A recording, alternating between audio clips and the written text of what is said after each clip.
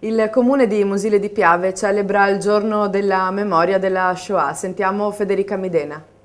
In occasione delle celebrazioni per il 27 gennaio, giornata della memoria che ricorda l'Olocausto, il comune di Musile di Piave e l'associazione Idealmente hanno promosso una manifestazione che nel suo secondo incontro ha avuto come protagonista Bruno Fabretti, autore anche del suo libro di memorie Per non dimenticare.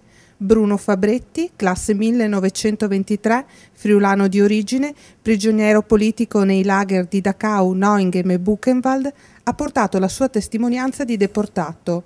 Oggi la sua partecipazione a questi eventi significa per lui tenere fede alle promesse fatte ai suoi compagni, finiti dopo inumani stenti e sofferenze nei forni crematori. Quello che abbiamo provato noi altri è una storia che non credo che altri abbiano provato. Perché in quel mondo lì era un mondo cattivo, che io spiego sempre ai bambini che non corrono dietro a questi sentimenti di neonazismo, perché non sono al corrente di quello che è stato.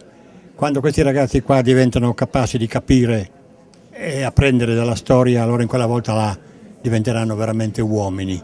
60 minuti di racconti che hanno lasciato sgomento il pubblico presente. La sua adesso è una missione per far conoscere agli altri quello che non bisogna e non si deve dimenticare. È una promessa che ho fatto a quanti mi morivano sulle ginocchia, di venire a raccontare quello che ci hanno fatto.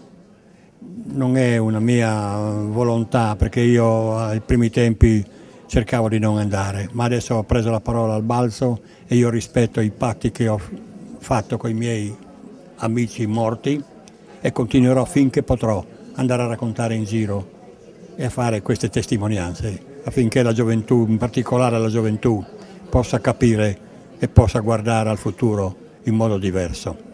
E come scrisse Primo Levi, se comprendere è impossibile, conoscere è necessario affinché ciò che è accaduto non ritorni.